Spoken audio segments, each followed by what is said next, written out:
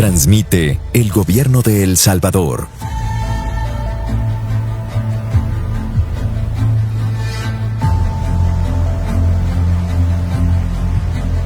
Todos los canales y emisoras deben enlazarse a la cadena nacional de radio y televisión.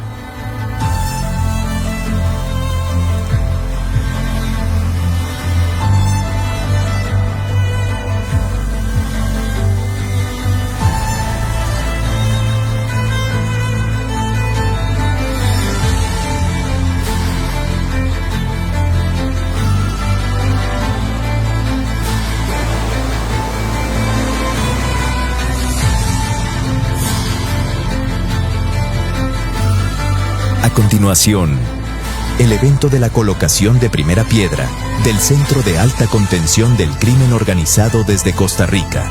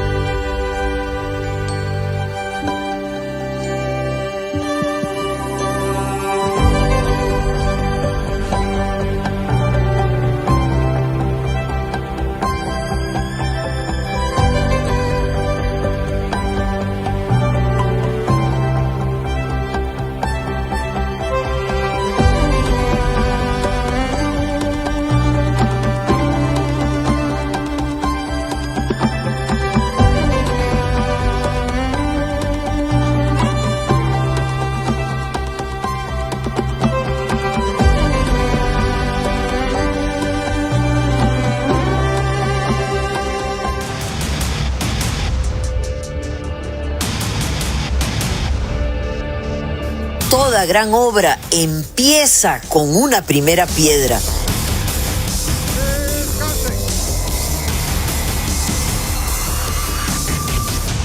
Muy pronto la megacárcel será una realidad, porque cuando los criminales están encerrados, la paz vuelve a nuestras calles.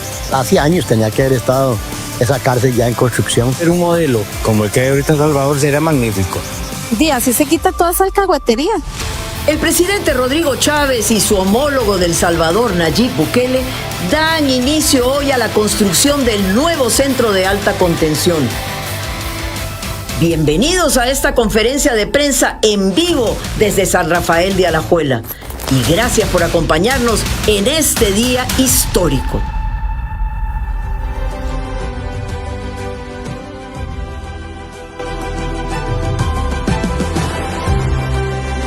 Muy buenas tardes al hermano pueblo de El Salvador, a su excelentísimo señor presidente de esa república hermana, al pueblo de Costa Rica y a todos quienes nos ven hoy. Un gran placer saludarlos. El Salvador pasó de ser uno de los países más violentos a convertirse en un ejemplo de seguridad para el mundo entero. A continuación, les presentaremos una radiografía del antes y del después. Cómo una nación marcada por el miedo logró ponerle freno a las pandillas que sembraban el terror en el pueblo. Veamos.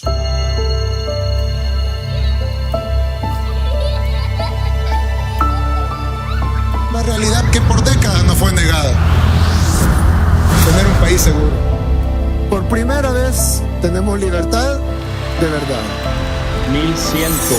1.102 días sin homicidios durante el periodo del presidente Nayib Bukele. Los expertos, analistas decían que era imposible. Y ahora ver ese gran cambio que tenemos. Estamos viviendo un momento de paz. Todos estamos seguros. Y se fueron agarrando de zonas, dominación de la pandilla 18, dominación de la Mara Salvatrucha, y estos dos grupos se enfrentaban. Mucha gente inocente la pagaba ahí en esos juegos cruzados, lesionados o muertos. Antes del gobierno de Nayib Bukele, El Salvador era un país que vivía bajo el dominio de las pandillas. 2010 me agarraron a balazos, donde yo caí, me agarraron ellos con machetazos. Sus manitas se la cortaron. Ahí quedó una y la otra dicen de que la llevaba colgando. Los primeros días fueron tristes para mí. pidiéndole a Dios que cómo iba a hacer para salir adelante, yo para poder trabajar. Pero ella pues no tiene manos y hace barras de chocolate para subsistir. Nadie defendió a la señora. Nadie dijo la señora, el derecho humano de la señora. Nadie la defendió. Todas estas organizaciones, todos estos políticos que hoy se rasgan las vestiduras por los derechos humanos de los delincuentes, nadie dijo nada de ella. ¿Cuántas familias en nuestro país no tienen una historia que contar de terror? Cuando yo tenía 17 años llegaron los pandilleros. Mi mamá no tenía el dinero para la extorsión. Recuerdo que escuché un gran ruido y de ahí como que me dormí. Cuando yo reaccioné tenía los brazos llenos de sangre, los tenía deshechos prácticamente. Mi mamá había fallecido. En los buses se agarraban a balazos. En varias situaciones me tocó meterme debajo de los asientos. Habían puesto un rótulo aquí en este lugar donde estamos. Oír, mirar y callar. Créamelo.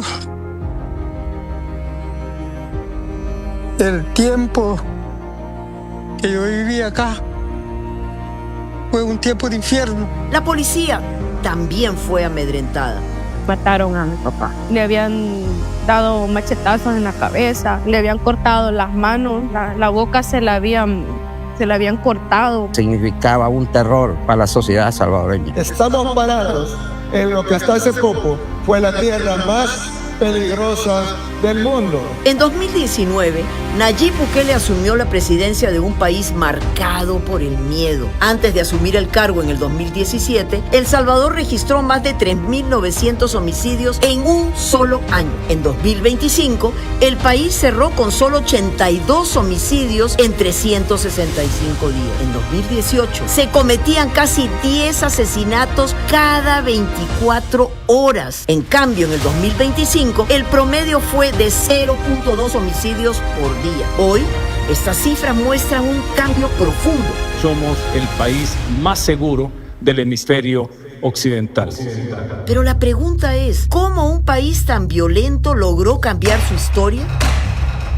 El gobierno de Nayib Bukele decidió enfrentar a las maras sin miedo. Entró en acción el Plan Control Territorial, una estrategia por etapas. Cada fase se preparaba el terreno para combatir la violencia desde la raíz. Lo tenemos que sacar al 100% de los pandilleros. Desde su lanzamiento se logró una reducción sostenida de los homicidios. Se fortaleció a la policía, al ejército y se acabaron los privilegios desde las cárceles. Les quitamos el internet, les quitamos los objetos ilícitos, les quitamos las visitas, computadoras, prostitutas, fiestas, drogas, etc. El plan avanzaba de forma sostenida, pero las maras respondieron con represalias ante las medidas adoptadas por el gobierno.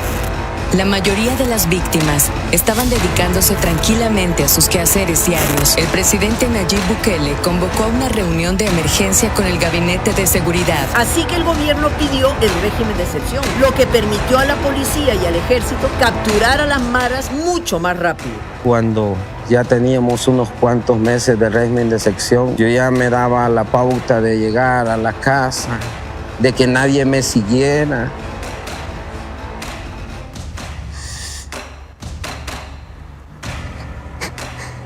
Pues sí, de que nadie me vigilara, me anduviera asediando con ese acoso terrible. Es totalmente un cambio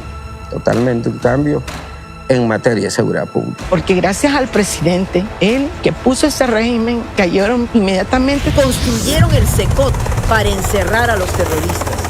Quienes están adentro cometieron al menos 10 delitos. Nosotros estamos seguros porque ellos están ahí, no van a salir, así como antes, que los pasaban a los juzgados y al ratito ya estaban afuera. En 2019, de cada 100 homicidios, 97 casos quedaban sin castigo y sin culpables. En cambio, en 2025, todos los homicidios fueron resueltos. Nadie se salió con la suya y ningún delincuente quedó libre. No ha sido fácil y no ha pasado de la noche a la mañana. Hoy ya no mandan las pandillas en El Salvador. Los salvadoreños hoy gozan de una paz que por muchas décadas anhelaron. Hoy podemos transitar libremente. Ya si nosotros queremos poner una venta de refrescos, nadie nos viene a cobrar la renta. Nos sentimos libertados, pues gracias a nuestro gobierno han agarrado a todos estos señores maleantes y que nos salgan.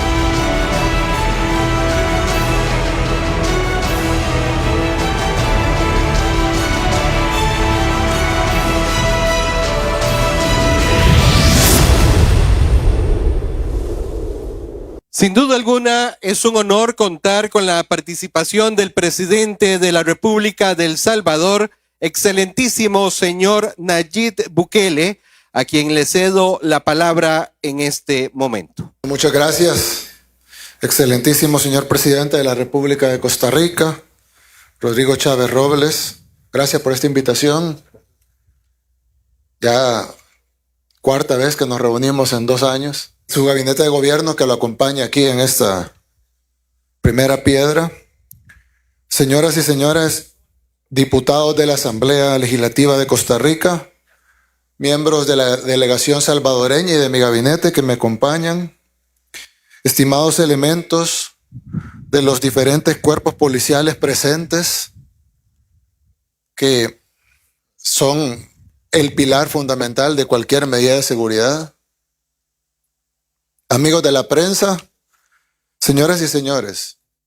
Bueno, en primer lugar quiero agradecer de nuevo, presidente, por esta invitación que nos ha dado el gobierno de Costa Rica. Es un honor poder apoyarlos. Costa Rica es un país que nos supera a nosotros en la mayoría de temas. Es un país que nosotros vemos con admiración en muchos temas, de quien podemos aprender muchísimos temas.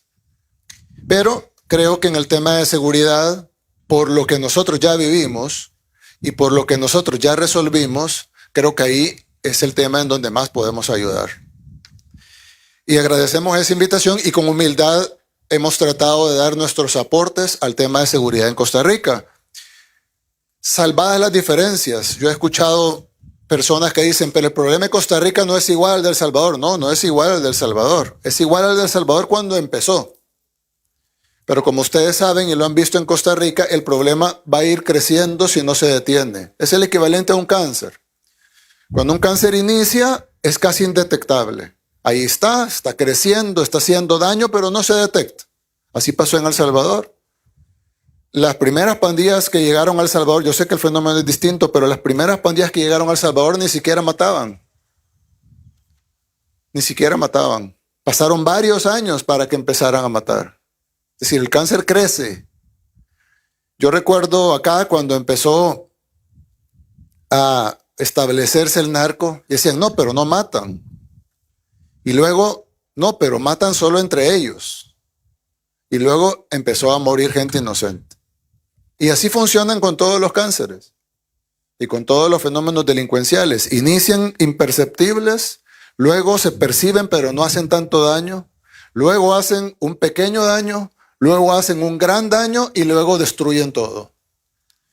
Y en El Salvador vivimos todas esas etapas 2 veces, con la guerra civil y con la guerra de las pandillas, que básicamente fue producto de la guerra civil. Pero eso ya será otro tema para explicar un día. Cuando la delincuencia se toma el país, cosa que aún no ha pasado en Costa Rica, gracias a Dios, aunque el problema es grande, pero aún no se ha tomado el país como se lo tomó en El Salvador, la criminalidad llega a ser un gobierno paralelo. El país tiene 2 gobiernos entonces, el gobierno oficial, democrático, electo por el pueblo, y el gobierno paralelo, que es la dictadura de las pandillas, o la dictadura de los criminales, o la dictadura de los narcos. Porque ahí sí es dictadura. Ahí nadie los elige, ahí no hay forma de votarlos en pro o en contra, ahí no hay elecciones, ahí no hay entrega de cuentas, ahí no hay auditorías, ahí no hay asamblea legislativa, ahí no hay nada, ahí lo único que hay es la dictadura del narco. Y el que no quiere, bala. Esa es la verdadera dictadura que vivía El Salvador, la dictadura del crimen. Incluso la dictadura del crimen tenía más control del territorio que el gobierno oficial, que era un gobierno incapaz, corrupto y cómplice de la criminalidad, pero no era dictadura, porque la dictadura la tenían los criminales. Y entonces el gobierno cobraba impuestos, sí, pero también cobraban impuestos a las pandillas, lo que ellos le llamaban renta. Ellos le pusieron ese nombre, renta. No sé si por alquiler o por impuesto de la renta, pero ellos le llamaban renta. Y ese era el impuesto de las pandillas. El impuesto del gobierno Hay gente que lo paga, hay gente que no lo paga, ya sea porque está en la informalidad, o porque no puede, o porque no tiene con qué, o porque no declara. Pero el impuesto de las pandillas nadie podía no pagarlo. Porque el que no pagaba el impuesto de las pandillas, o lo mataban, o le hacían cosas como le hicieron a la señora, que su propio nieto le cortó las manos. Y se llevó las manos a entregarlas a la pandilla para que vean, mi abuela que no pagó, aquí están las manos.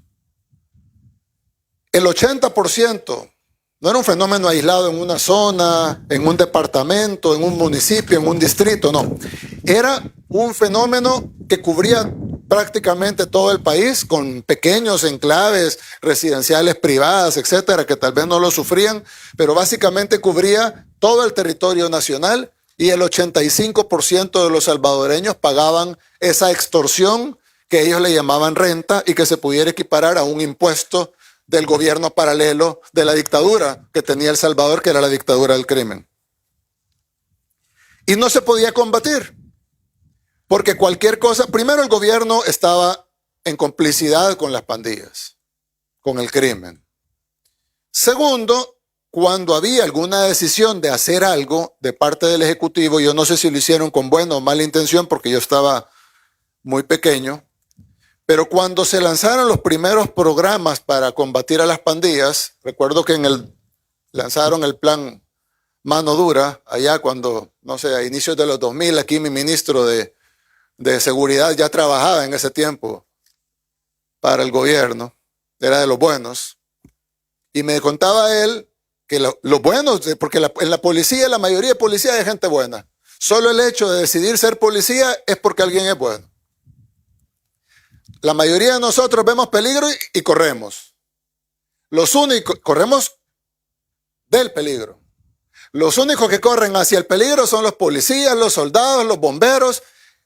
Esos son los más buenos, pues. Alguien que nace con la vocación de correr hacia el peligro.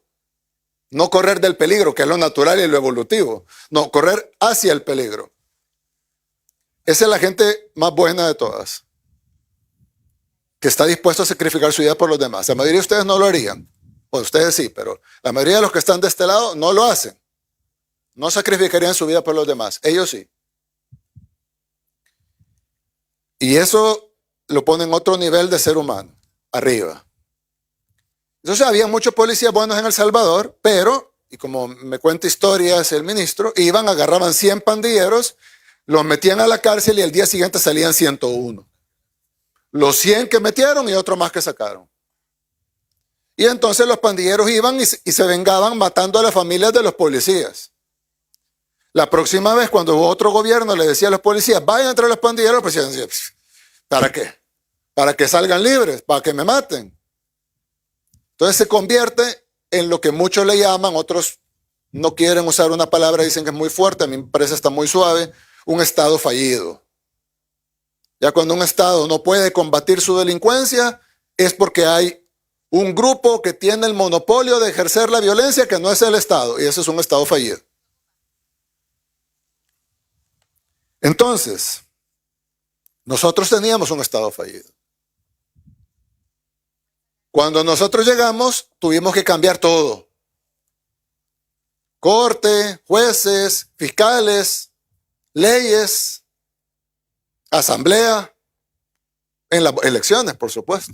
Elecciones que fueron observadas por la Unión Europea, por la ONU, por la OEA, por los países desarrollados que tienen interés en observar elecciones, etc. Y todos dijeron resultados avalados, resultados correctos. El partido del presidente obtuvo mayoría calificada en la Asamblea Legislativa, que en ese tiempo era, bueno, sigue siendo 2/3 de los diputados, y con eso pudimos hacer todos los cambios que teníamos que hacer. En ese tiempo fuimos muy criticados por los organismos internacionales, que nunca habían criticado el sufrimiento del pueblo, nunca habían condenado a las pandillas por estar matando a decenas de miles de salvadoreños y desaparecido a otro montón igual. Muchos de ellos ni siquiera los hemos encontrado. Calculamos más de 100,000 cadáveres que no hemos encontrado, que probablemente están en fosas clandestinas y que con el tiempo hemos ido encontrando. Hace poco encontramos unos cuerpos que tenían más de 20 años de estar enterrados clandestinamente. Y lastimosamente, muy tarde uno se da cuenta que ha habido más muertos de los que las estadísticas dicen, y ya con estadísticas las más altas del mundo.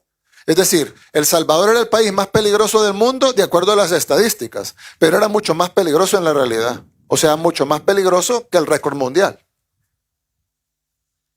Ese es el nivel de problema que teníamos en El Salvador. Y así fue, así como era la enfermedad, así tuvo que ser la medicina. Costa Rica tiene la ventaja de que no está ni por cerca en donde estaba El Salvador. Tienen un problema grave y creciente, pero no está ni por cerca donde estaba El Salvador. Entonces, si Costa Rica tiene un problema, me voy a atrever a decir un número con base en los homicidios. Si Costa Rica tiene un problema 5 veces menor, con hacer la tercera parte que hizo El Salvador, ya queda sobrado. Y entonces, este es el momento para resolver el tema de la criminalidad. Porque de lo contrario, van a pasar otras cosas. Primero, va a seguir creciendo la criminalidad y van a morir más costarricenses. Segundo, ese es el más importante, ¿no? Pero segundo, la gente ya no va a poder salir a la calle como pasaba en El Salvador. Los niños no van a poder ir al parque. Ustedes van a tener que entrar, todos los costarricenses van a tener que entrar a cierta hora a sus casas, so pena de ser asesinados si se pasan del toque de queda de las pandillas. No van a poder, ojo, todo esto que estoy diciendo es verificable, ustedes creo que lo leían incluso antes de nuestro gobierno, todo esto es la realidad de lo que pasaba en El Salvador. A cierta hora ya no se podía entrar a su casa. Si usted iba a una colonia o a una comunidad o a un barrio vecino donde vive su familia, pero que pasaba la línea de control de la pandilla hacia la línea de control de la otra pandilla, era asesinado. Si usted se quedaba dormido en el bus, y esto pasó muchas veces y podrán ver testimonios de salvadoreños, si usted se quedaba dormido en el bus y se pasaba de la línea de la parada donde le tocaba bajar, era asesinado. Si usted no pagaba la extorsión, era asesinado. Si usted no entregaba a su hija al pandillero, era asesinado. Muchos padres trataron de defender a sus hijas y fueron asesinados e igual se llevaban a la hija. Entonces muchos optaban por entregarla. Porque si no, igual le iban a matar y igual se le iban a llevar. Solo pensarlo, yo a mí no lo puedo concebir en mi cabeza. Pero esa era la realidad de El Salvador. Y está ahí verificable por medios internacionales, nacionales, los disque expertos. Todo eso está documentado y está incluso todavía vivo en la memoria de los salvadoreños, porque no es algo que pasó hace 20 años, sino que hasta hace pocos años así era. Ya todo eso no existe en El Salvador. No solo no hay homicidios, o hay una cantidad mínima de homicidios que generalmente son intrafamiliares, pero ya no hay extorsión tampoco. Ya no hay zonas prohibidas. Ya no hay zonas peligrosas. Generalmente uno va incluso a países desarrollados con delincuencia baja, pero le dicen no vaya a esa zona porque ahí es peligroso, o no vaya por allá porque ahí lo pueden asaltar y es muy oscuro. En El Salvador hay zonas oscuras, hay zonas feas, hay zonas que no tienen buena infraestructura, lo que ustedes quieran, pero no hay un tan solo lugar peligroso. Puede ser un barranco, puede estar oscuro, pueden ser las 3 de la mañana, puede que no le guste mucho el lugar porque no hay una banca para sentarse, pero lo que sí está, puede estar 100% tranquilo de que usted ahí tiene completa seguridad y nada le va a pasar. Puede amanecer ahí, va a tener su reloj, su billetera, su celular, todo. Los pocos asaltos que hay o los pocos robos que hay se agarran en horas. Hay una frase en El Salvador que los salvadoreños usan en redes sociales que se llama 3 doritos después. Porque cuando hay un video o algo que una señora le jalaron la cartera, o estoy hablando de un carterista, no estamos hablando de un homicidio, estoy hablando de una señora que le jalaron la cartera. A las 3 horas lo tienen al hombre parado, al mismo del video, esposado, con la misma ropa con la que estaba jalando la cartera. Y va a la cárcel. con la tranquilidad de que tenemos un sistema de justicia que lo va a dejar en la cárcel. Entonces, pasamos de ser, en cifras, del país más seguro, del país más inseguro del mundo, pasamos a ser el país más seguro de todo el hemisferio occidental, o sea, de todo este lado del mundo, de todo el continente americano, pues. No hay ningún país más seguro que El Salvador, en cifras. Pero en la realidad somos todavía más seguros, porque las estadísticas cuentan homicidios. Y en homicidios somos el más bajo de todo el continente americano. Pero, aparte de eso, somos el único país me atrevería a decir que no hay un país en Europa que se pueda preciar de decir que no tienen una zona peligrosa, por ejemplo. Y nosotros no la tenemos. Y eso se logró con una serie de cuestiones, como ya les dije, y uno de los pilares fundamentales fue la construcción de una cárcel de máxima seguridad, el que ustedes conocen, el CECOT. El CECOT fue vital para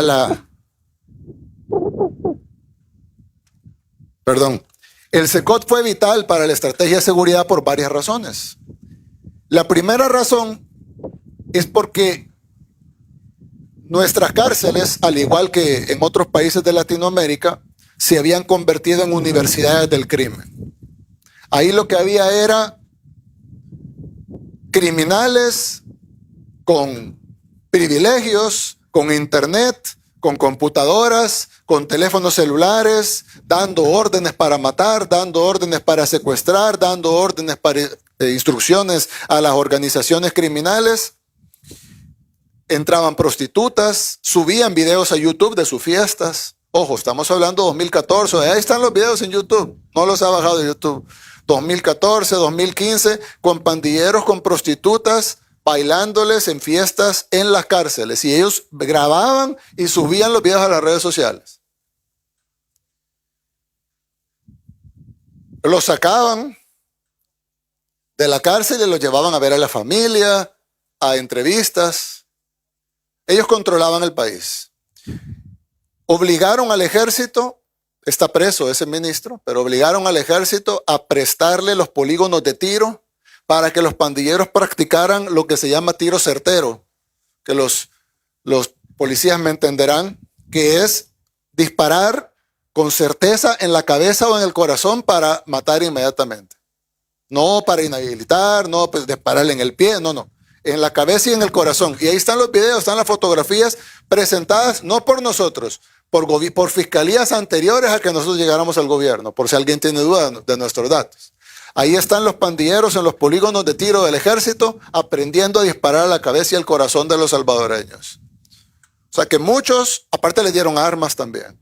Entonces, para poder cortar eso, teníamos que hacer una cárcel independiente nueva, que ya sabemos que no tiene un túnel secreto, que no tiene un sistema de puerta trasera, que no se la pueden ya, etcétera, donde además estuviera diseñada para que no se pudieran escapar, para que tuvieran control 24/7 y sobre todo para que no hubiesen comunicaciones.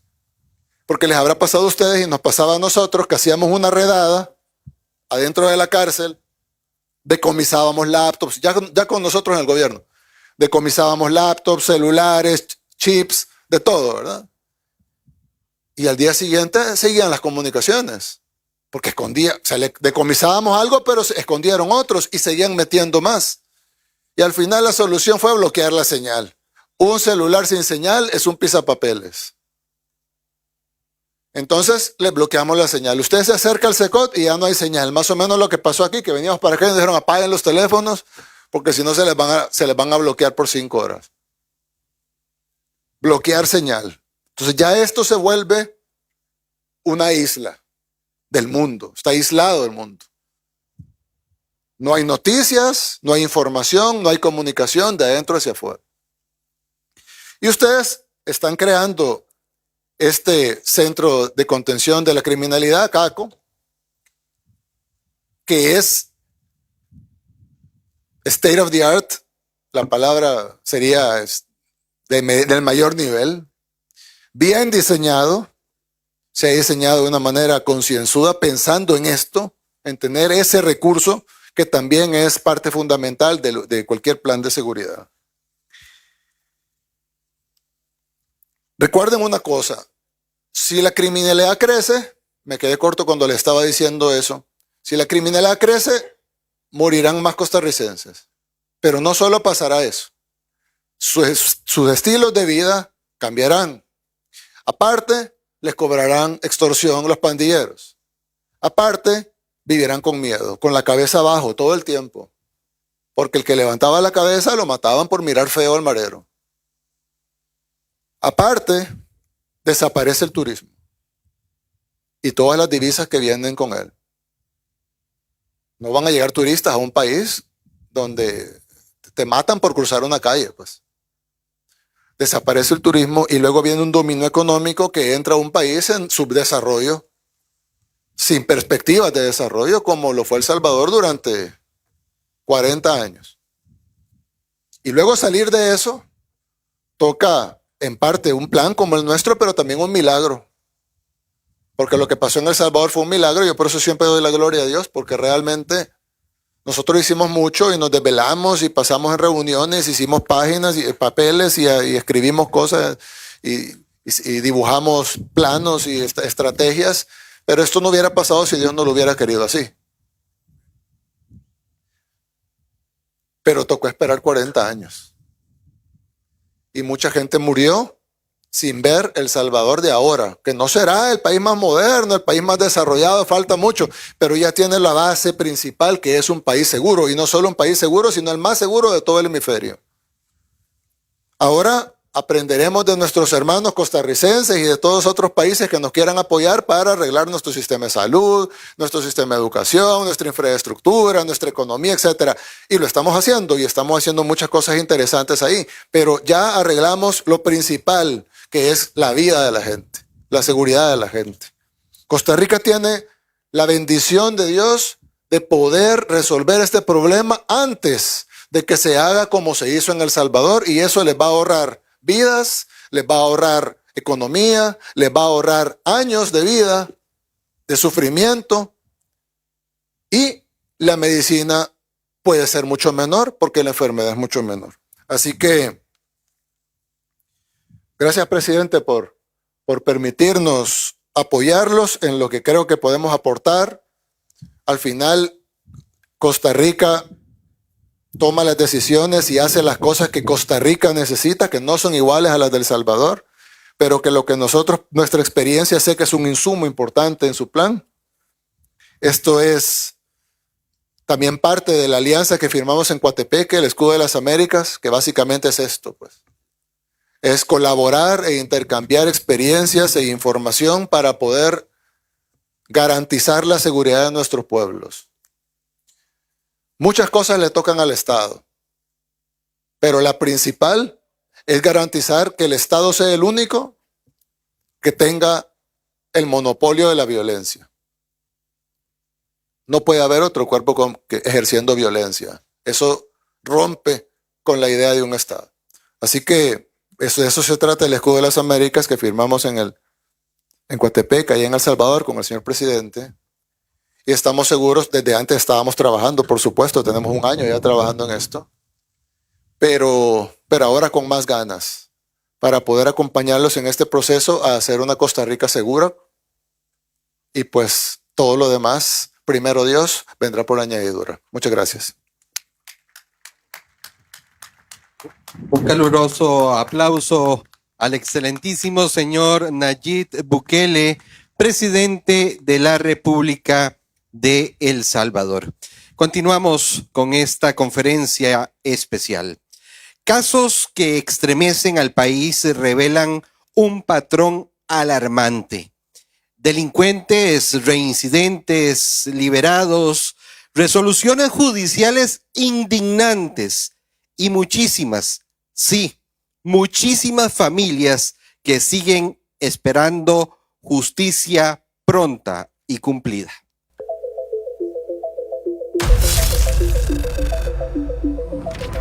En Costa Rica la justicia parece haberse vuelto un privilegio. Las víctimas enfrentan un sistema lento, frío y muchas veces cruel. Para los delincuentes, en cambio, todo es más flexible y complaciente.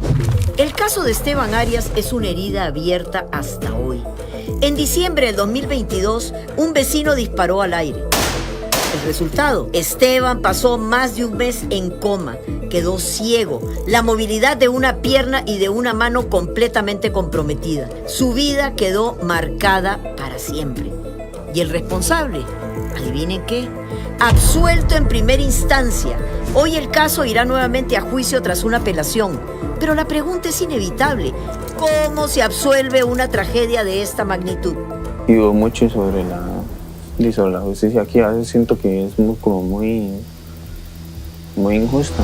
Fabricio Soto, de apenas 21 años, murió atropellado en Carrizal de Alajuela. El conductor, que al parecer manejaba borracho, huyó del lugar. No es justo que ellos anden a la libre, como si nada hubieran hecho. Que no voy a descansar hasta que estas dos personas paguen. El horror alcanza otro nivel con el caso de Brittany Cerdas, de 17 años, embarazada de 7 meses. Fue asesinada, quemada y abandonada como si su vida no valiera nada. Su madre lo denunció con claridad. ¿Por qué beneficiarlos y tener más beneficios que nosotros como padres? A donde la mamá por lo menos puede irlo a ver una vez al mes. Yo a mi hija no la puedo ver. Y luego está Keylor Gamboa, un joven asesinado por un delincuente que nunca debió estar libre. Asaltó a Keylor y a su novia cuando regresaban de las fiestas de Zapote. Lo apuñaló en el cuello y le robó el futuro que tenía por delante. Mi hijo andaba disfrutando con su novia, con sus amigos, en un plan sano, sin hacerle daño a nadie, y simple y sencillamente una persona con amplio expediente judicial llegó y simplemente dijo, le quito la vida, punto, y se acabó. Mi mensaje principal es que por favor se pongan en los zapatos de todas las familias que hemos vivido, que hemos pasado situaciones así. No permitan, por favor, que absolutamente ninguna otra familia pase por ese dolor que nosotros ya vivimos. El responsable fue Cepeda Rubí, alias Lupa, con antecedentes por robo agravado y homicidio. Pero ¿sabe qué? El sistema simplemente lo dejó salir. Y este no es un error aislado, es un patrón.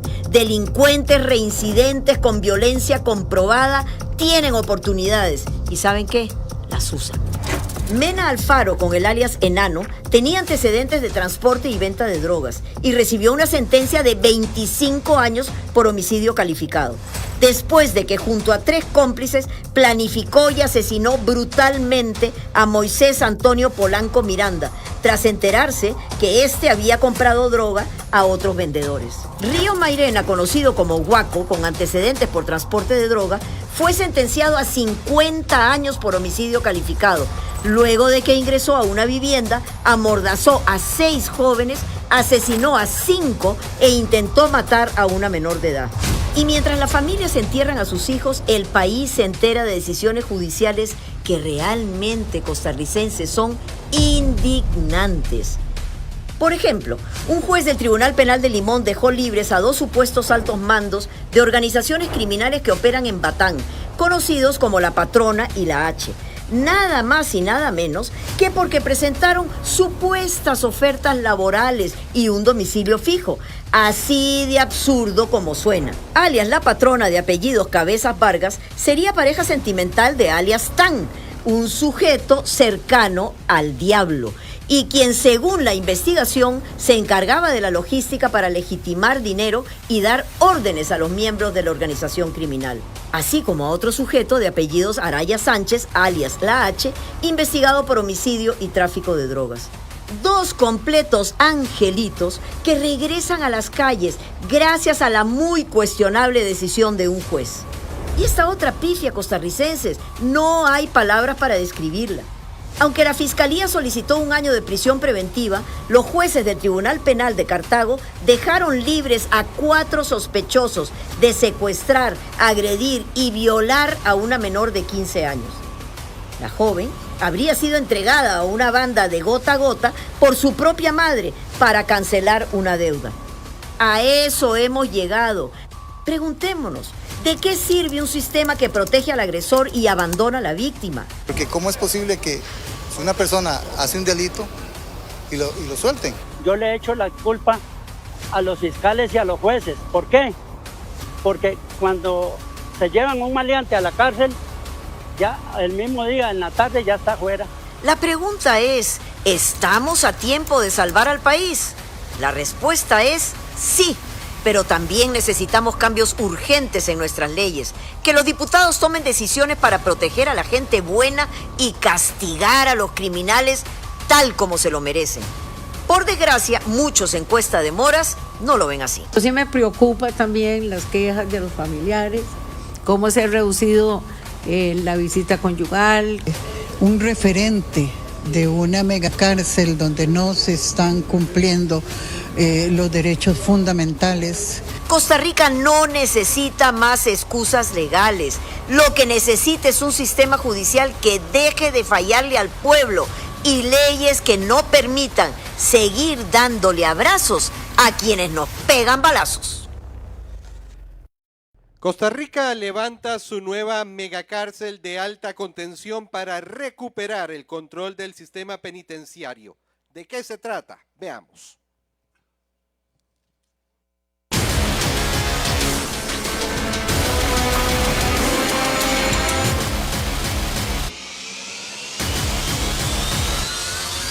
Costa Rica da un paso clave en la lucha contra la delincuencia. Así será el Centro de Alta Contención contra el Crimen Organizado, CACO, la nueva megacárcel del país. Es una cárcel diseñada para encerrar, aislar y controlar a los reos más peligrosos, aquellos que hoy representan una amenaza directa para la seguridad nacional. El nuevo centro penitenciario tendrá capacidad para 5.100 reos, distribuidos en 5 módulos de 1.020 internos cada uno, bajo un modelo de máxima vigilancia. ¿Saben qué? No es una cárcel común, es un centro de alta contención, pensado para cortar de raíz el poder delictivo que durante años operó desde adentro de los centros penales. El proyecto incluye 7 fortines de vigilancia, 4 puestos de control interno, 20 celdas de aislamiento, controles de ingreso y registro de visitas, además de infraestructura médica, administrativa y logística. Cada espacio fue diseñado para cerrar portillos, limitar el contacto y evitar cualquier tipo de operación criminal desde el interior. El CACO se construye en San Rafael de Alajuela, dentro del complejo penitenciario en Occidente, con una inversión de 16.774 millones de colones. En menos de 2 meses de trabajo, el movimiento de tierra y la nivelación ya registran un 40% de avance en un terreno de 91.000 metros cuadrados. Esta cárcel está orientada a esta gente de crimen organizado, a los cuales tenemos que hacerle contención. ¿Para qué? Para que no sigan cometiendo delitos dentro del sistema penitenciario, para que puedan cumplir la pena dentro del sistema penitenciario y en verdad para hacerle un frente a la materia de seguridad y evitar que de adentro puedan seguir actuando o que también salgan antes de tiempo. La decisión de avanzar con este centro de alta contención tomó fuerza tras la visita el 12 de noviembre del 2024 del presidente de El Salvador, Nayib Bukele, al Centro Penal La Reforma. A partir de ese momento, el país empezó a evaluar con mayor firmeza la necesidad de una cárcel moderna, con control estricto, reglas duras y con 0 tolerancia al crimen. Nos decía que ellos tenían el proyecto para construir una cárcel. Yo les decía que las cárceles deben de ser construidas pensando en que nadie se va a escapar, en cómo se va a controlar, dónde van a salir, cómo van a entrar, cómo van a circular, cuáles son los anillos de seguridad que se van a tener. Desde entonces se aceleró el proceso. En noviembre del 25 se adjudicó la obra y en diciembre arrancaron los trabajos. El objetivo: avanzar en tiempo récord una infraestructura capaz de recuperar el control total del sistema penitenciario. Entonces ya habiendo una cárcel nueva y habiendo más campos, y pues imagínate, el que tenga que ir a pagar sus delitos, ahí va a tener su campo. Me parece que si va a ser un modelo como el que hay ahorita en Salvador, sería magnífico. Pero la cárcel debe ser estricta como es ahí, ¿verdad? Como es ahí en de Bukele. Así se quita toda esa alcahuetería.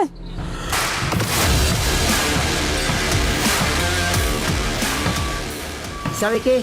Las medidas ya se sienten. El 4 de diciembre del 24 cerramos los comisariatos. El 24 de marzo del 25 eliminamos el dinero en efectivo dentro de las cárceles. Y el 9 de abril de ese año activamos el plan de alta contención, con controles más estrictos de visitas, encomiendas y movimientos internos. No solo quitar las alcahueterías, esto es poner orden. Usted no puede tener mezclados a todos los privados de libertad. Hay gente que está por situaciones muy violentas y otros que no están por situaciones muy violentas. Esa pulpería que tenían ahí, para mí eso era una alcahuetería. Si lo han quitado o lo están quitando, y mejor para nosotros. Es inaudito que en una cárcel se esté generando millones de millones, porque es un lavado de dinero que hay ahí, que había. La ofensiva contra el crimen no se limita a los centros penales. En las calles, el Ministerio de Seguridad Pública reporta contención y reducción de homicidios, menos delitos contra la propiedad, un aumento en las aprehensiones, con más oficiales desplegados para garantizar la seguridad ciudadana. Seguimos en esta lucha para que estas personas que detenemos, estos grupos criminales organizados, sean procesados judicialmente y terminen en una cárcel con todas las condiciones de modernidad que requiere nuestro país. El mensaje costarricense es claro y directo. La nueva cárcel estará lista en 195 días desde la colocación de la primera piedra, con fecha estimada para julio de este año. Ni lo duden, el CACO busca marcar un antes y un después. Cárceles bajo control del Estado y no del crimen organizado.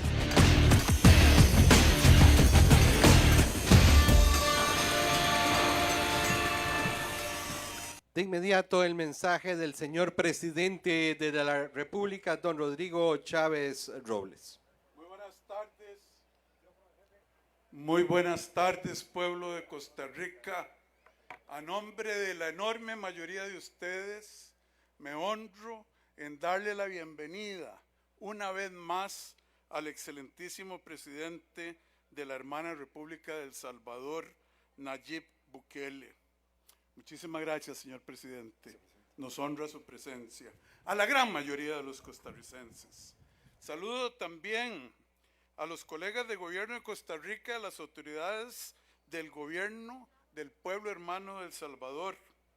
Saludo a los diputados que hoy se quisieron hacer presentes para marcar este momento histórico en nuestra patria. Gracias, señoras y señores diputados que sí vinieron. A los héroes y heroínas de los diferentes cuerpos de policía de Costa Rica, muchísimas gracias.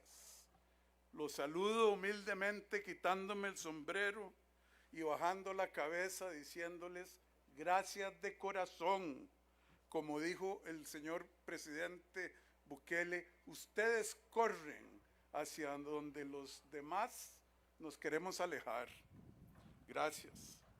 Muchos han criticado o se han preguntado qué viene a hacer Nayib Bukele a Costa Rica una vez más.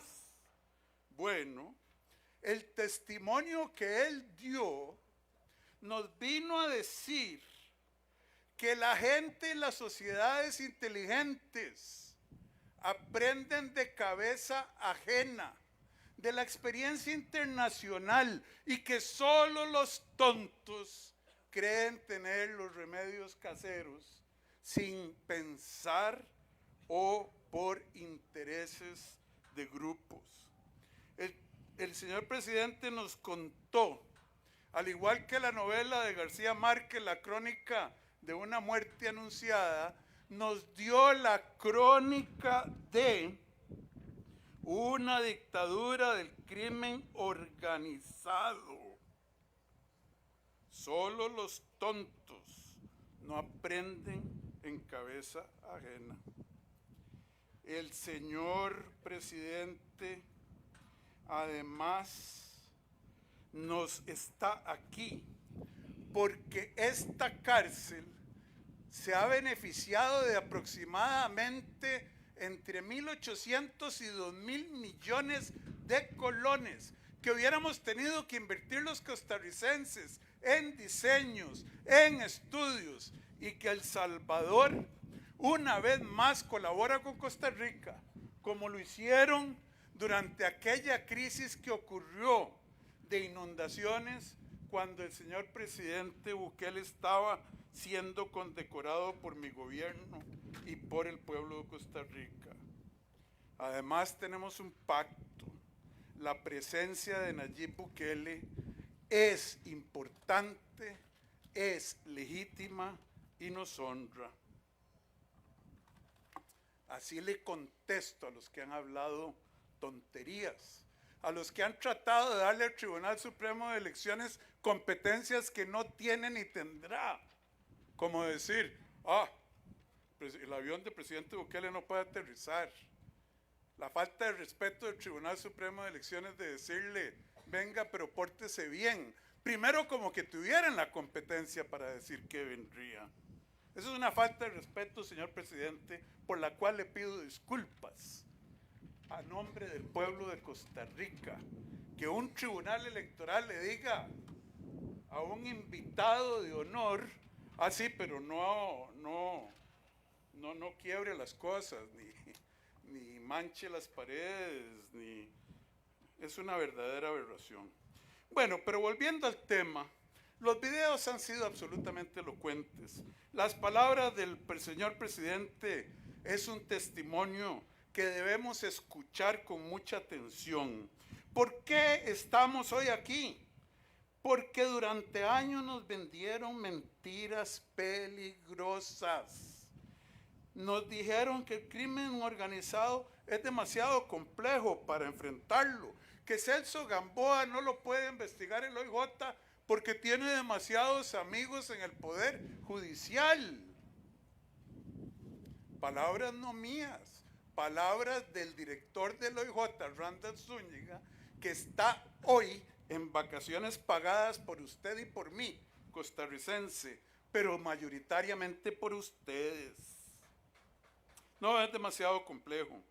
Los derechos de los criminales son derechos humanos, obviamente, pero nos dijeron que esos derechos, por legislación y por acción, para el Poder Judicial y una mayoría en el Congreso, son más importantes que los derechos de las víctimas.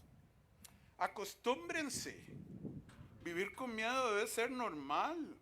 Lleguen a la casa temprano, no salgan de noche. No ven el paralelismo o la secuencia más bien de lo que nos cuentan los datos y la ciencia y el análisis. Ocurrió en El Salvador y está ocurriendo hoy aquí. Esas mentiras son sostenidas o que no conocen lo que es vivir fuera o en un barrio difícil y que nunca han hecho nada para combatir el sicariato. Nosotros redujimos el número de muertes o de asesinatos. Este año fue 873, pasado, y predecían miles. Pero ¿saben qué? Uno es un exceso. Y lo peor es que se puede evitar y el pueblo ya no cree los cuentos que nos han dicho por décadas. Desde el 1989 que hicieron el Código de Procedimientos Penales, una oda, un poema a las víctimas de la sociedad, como dijo la señora diputada Gloria Navas, que son los criminales, los sicarios y los asesinos. No. Hoy estamos aquí para marcar línea. Esta primera piedra del Centro de Alta Contención contra el crimen organizado no es un símbolo, no es vender humo, no es, como decimos los ticos, paja. Ya se terminó todo el trabajo de nivelación, empezamos a construir y en 195 días costarricenses, las cosas que ustedes vieron en esos videos y en las palabras del señor presidente Bukele se acabarán. Ya hemos hecho mucho. Pero la Contralora Marta Costa, los diputados Jonathan Acuña del Frente Amplio, Gloria Navas, que ayer dio la adhesión de voto a un candidato de la República, para citar algunos, Dinora Barquero, ustedes los conocen. Ellos decían que esto no podía ser realidad y aquí está el tapabocas para ellos y los amantes del crimen organizado. Yo nada más les digo, El Salvador, repito, todos lo sabemos, pasó de ser la sociedad más violenta del mundo, posiblemente, a convertirse en un referente mundial en seguridad. Porque el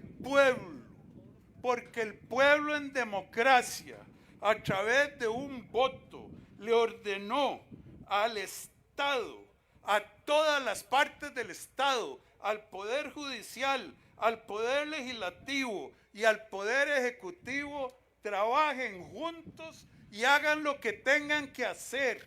Los que están al servicio del crimen, que salgan, que los echen, que los remuevan. Y los que quieren luchar, aquí están los instrumentos. En democracia, nadie nunca ha desafiado los resultados de la elección de término medio que hubo en el Congreso salvadoreño. No les gustaron los métodos al principio, pero hoy, cuando los resultados se ven de manera clara, no en las palabras solo del presidente, en ver las calles seguras, antes dominadas por las pandillas, las familias felices en los parques, las escuelas en paz, los niños caminando libres, la vida volvió a vivirse. Y sin embargo, la nuestra se deteriora.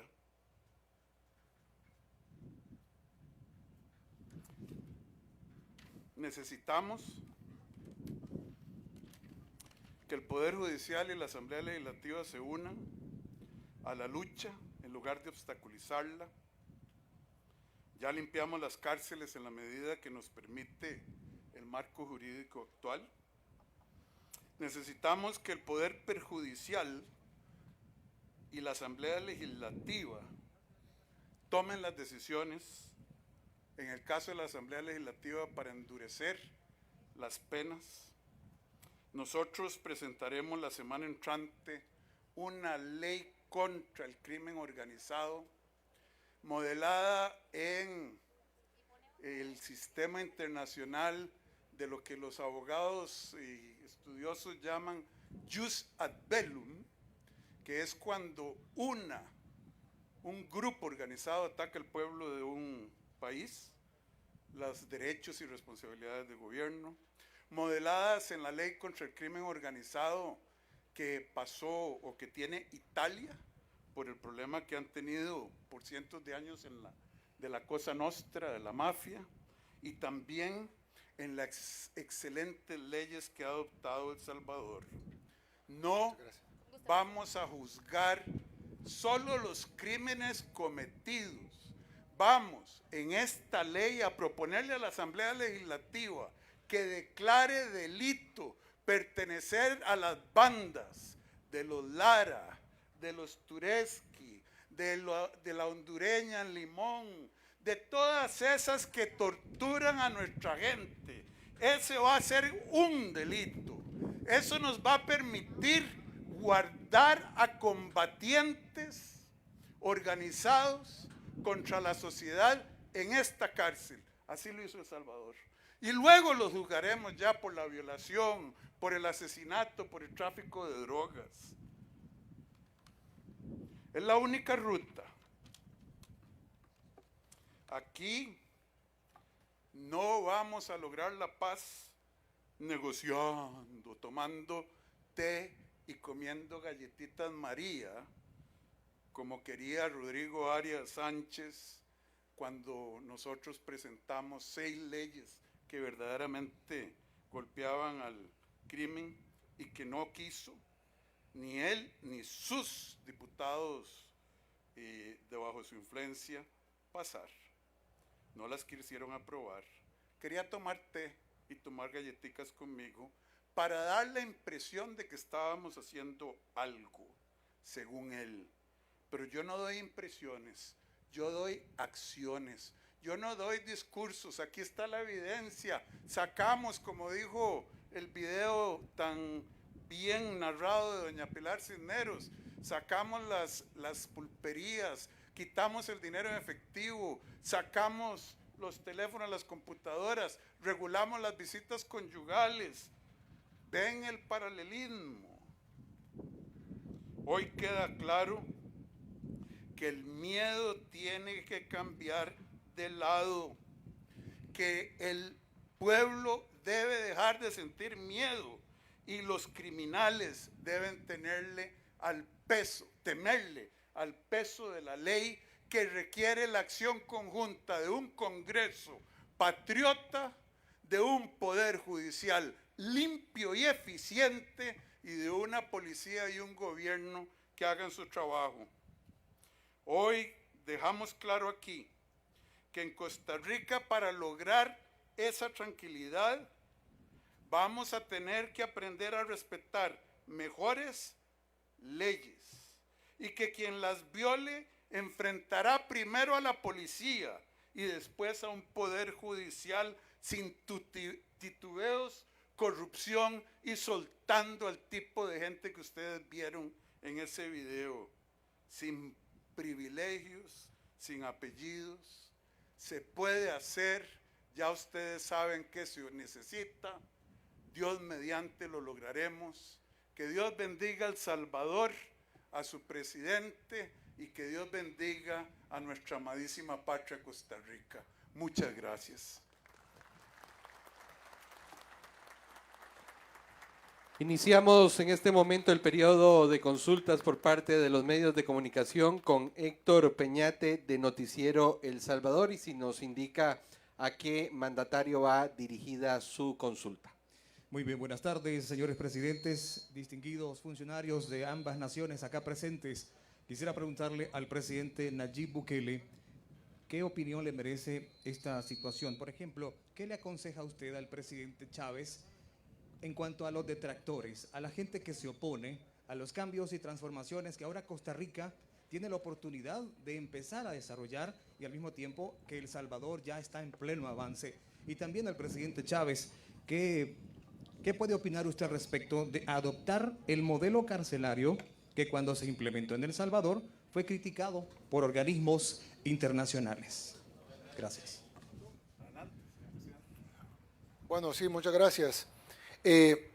Yo creo que lo van a criticar de todos modos, porque si lo hace, que por qué lo hizo, y si no lo hace, que por qué no hace nada.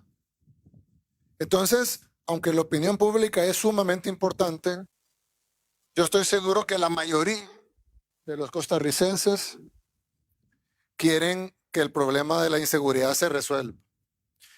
No hay otra forma de resolverlo más que con fuerza. No hay otra forma.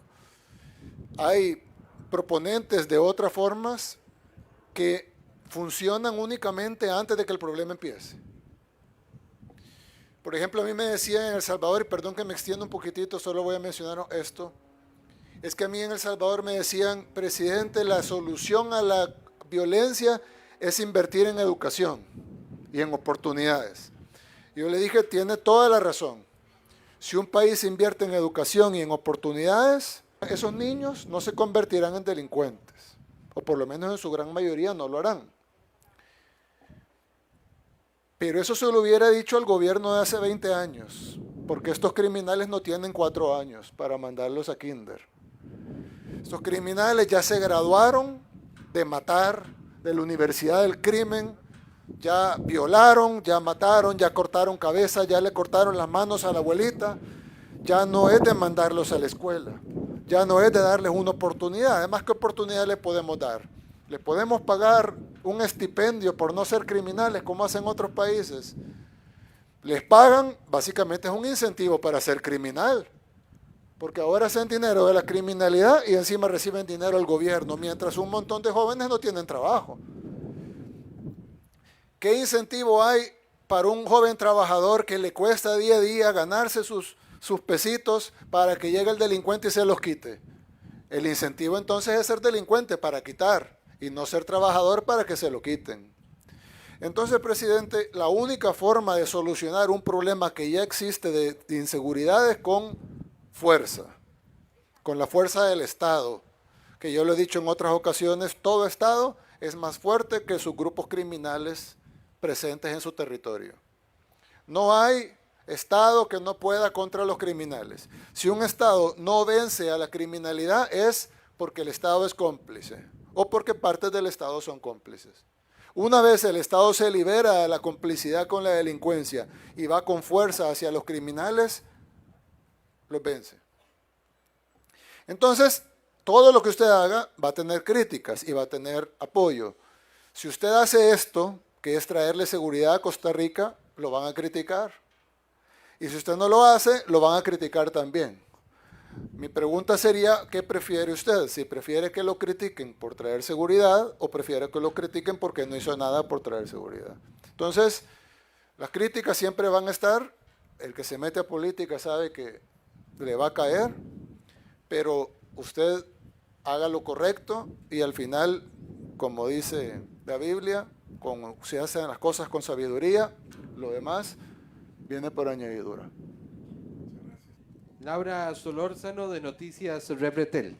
Buenas tardes, don Rodrigo y don Nayib, gusto de saludarlos. La pregunta sería para don Nayib. Don Nayib, ¿qué experiencias específicas del modelo carcelario de El Salvador, en esto me refiero al SECOT, consideran más útiles para que Costa Rica las adopte? Muchas gracias. Muchas gracias. Sí, bueno, creo que aquí hay varios temas que son paralelos muy cercanos. Creo que en la estrategia de seguridad global pueden haber más diferencias, acá hay menos. Por ejemplo, una cosa importante es que una cárcel debe de ser impenetrable. Es decir, nadie puede entrar ni salir sin permiso. Y para eso se requiere hacer una infraestructura que esté diseñada especialmente para cubrir toda posibilidad, que tenga una área entre un muro y otro, que tenga los lugares de control específicos, tanto de visión natural como digital, que tenga los controles de ingreso, las trampas de acceso en donde alguien entra contaminado, digamos, que puede traer aparatos, etcétera. Ahí es revisado y luego pasa a la otra área donde ya debe entrar descontaminado, por llamarle así.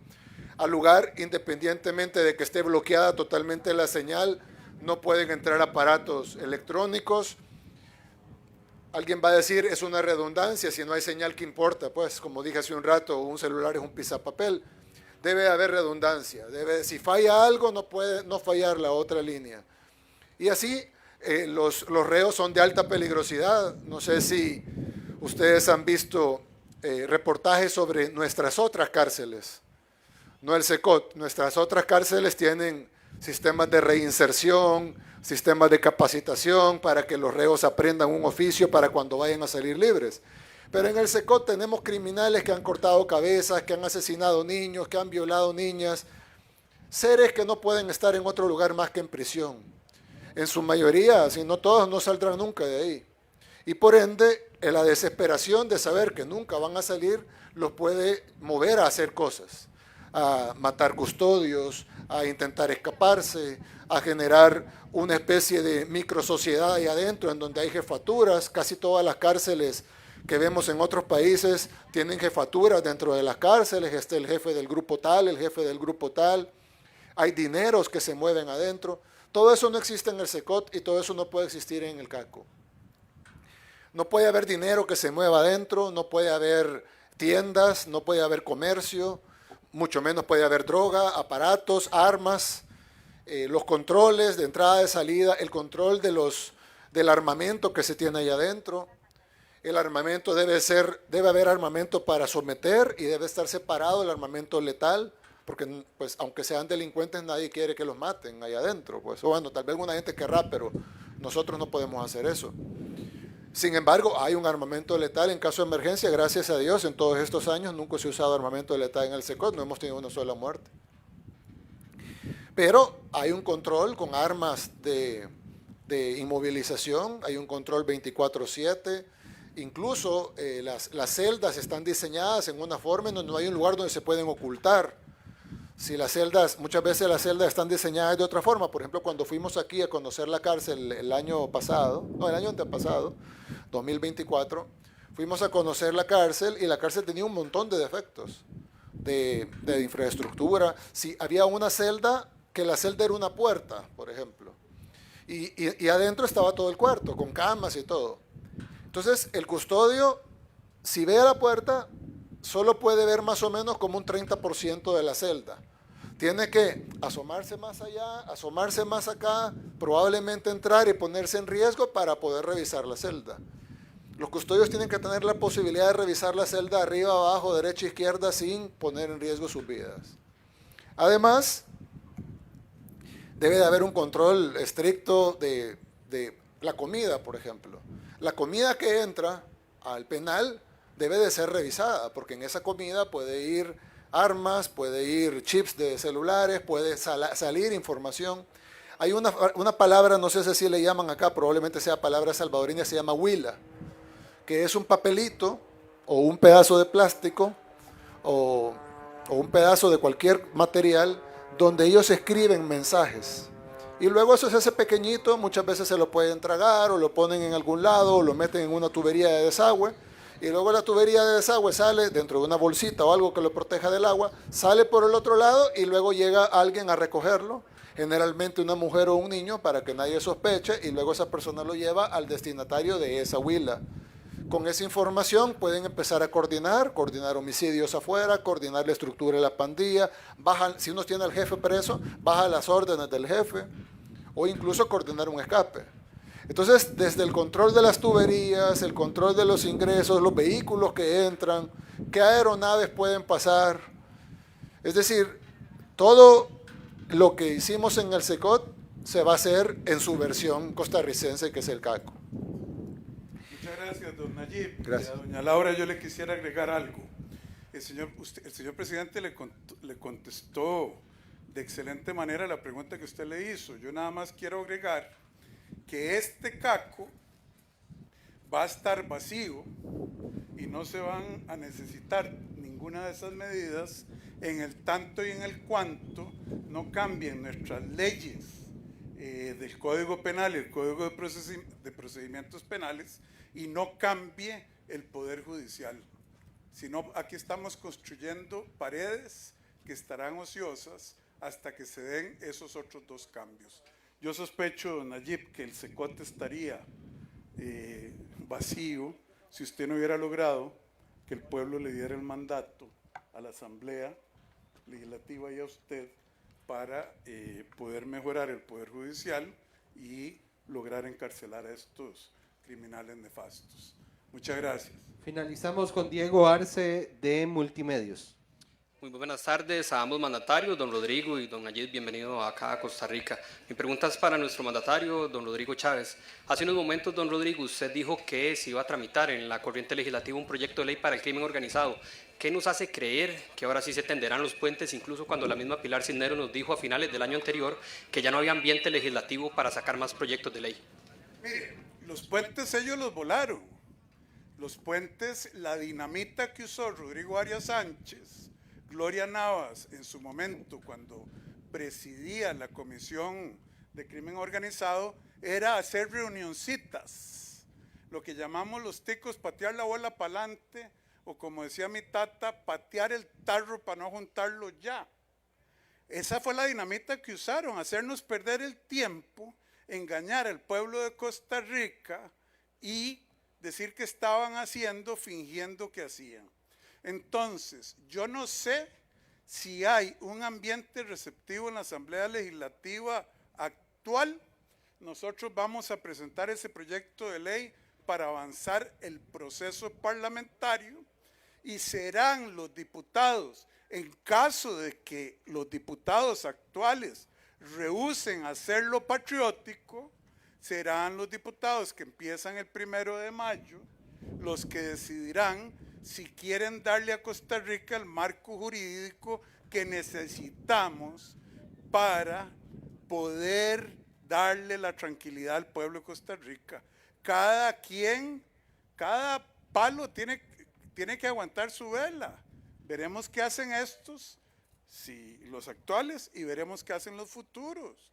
De hecho, esa debería ser un elemento de reflexión del pueblo de Costa Rica. Muchas gracias. Muchísimas gracias, pueblo de Costa Rica. Muchísimas gracias, excelentísimo Nayib Bukele. Yo le pido un aplauso de nuevo para el señor presidente de El Salvador.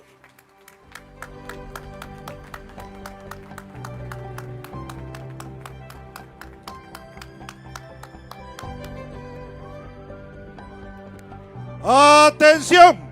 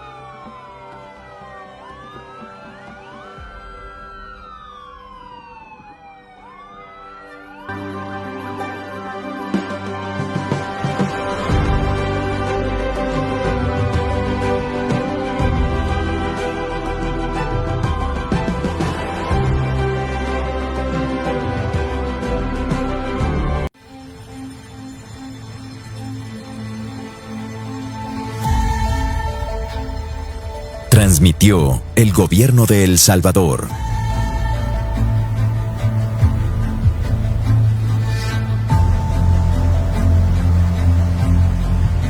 Agradecemos a los medios de comunicación por enlazarse a la cadena nacional de radio y televisión.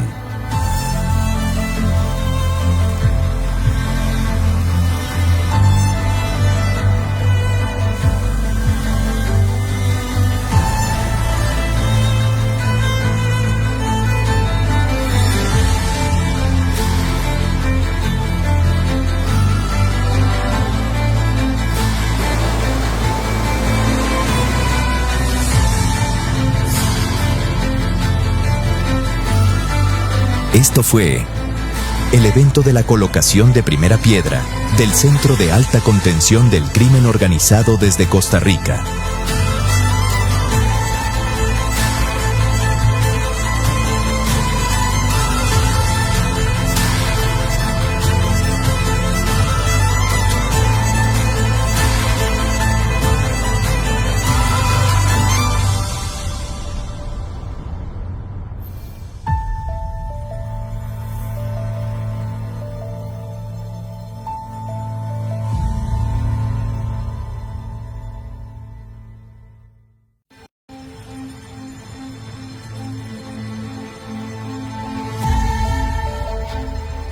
Transmitió el gobierno de El Salvador.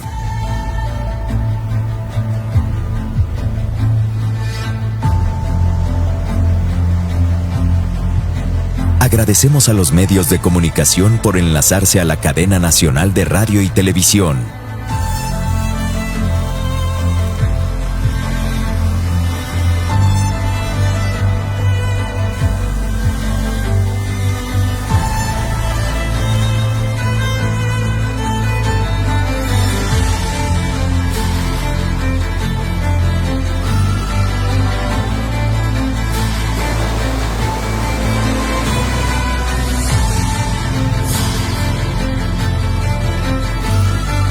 Esto fue el evento de la colocación de primera piedra del Centro de Alta Contención del Crimen Organizado desde Costa Rica.